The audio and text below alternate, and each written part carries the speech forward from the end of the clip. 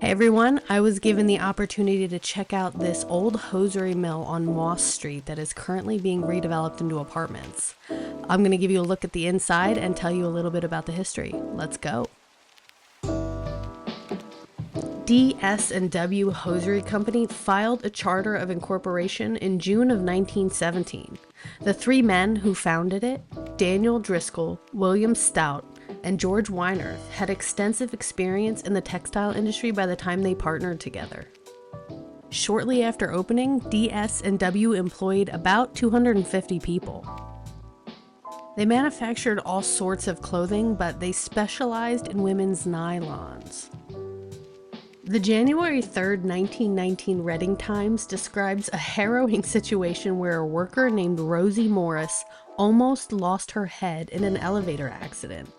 According to the article, Rosie was waiting for materials to come down from another floor, and she stuck her head through the gates of the elevator to see whether it was on the way down.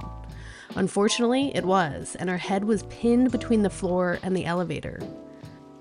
Fortunately, the operator stopped the elevator, and Rosie eventually recovered from her injuries and lived a few more decades to tell the tale.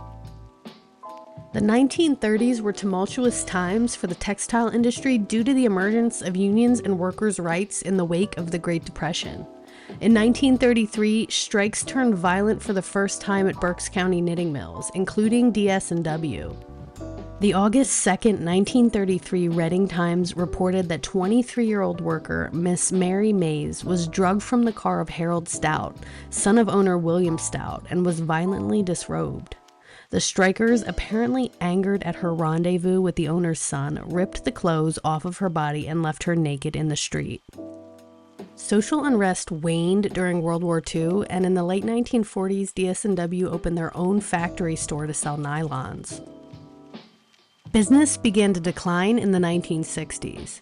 With increasing competition from national manufacturers and changing trends in fashion, these smaller companies struggled to make ends meet and were often swallowed by larger companies. In 1967, D.S.&W. was bought out by a larger New York textile manufacturer. They moved some machinery to their New York mills and sold the Moss Street mill buildings that same year. By the 1970s, this structure and the one adjacent across Moss Street became known as the Great Factory Store Complex. It was a popular destination for those who took advantage of outlet pricing, but parking was a problem that plagued the location.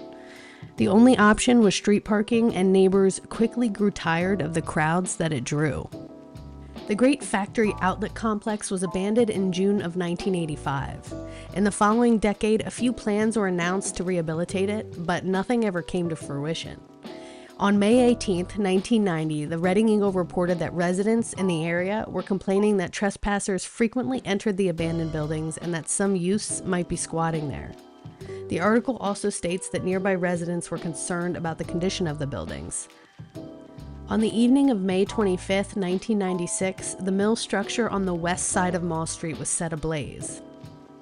The May 28, 1996 Reading Eagle stated that the origins of the fire were near the elevator shaft, but barring someone coming forth with info, the perpetrator would never be caught. A total of 12 homes adjacent to the building were damaged and roughly 50 people were displaced. To date, it is one of the largest and most intense fires the city has ever experienced. This structure was unscathed by the fire, but it would remain largely abandoned for nearly 3 more decades. The current owner purchased the property in 2022 and is in the process of renovating the structure into 55 apartment units. So far, most of the work completed has been exterior, with some new paint and brand new windows. It's great to see these old mill buildings repurposed, and this one is well on its way to having a new life.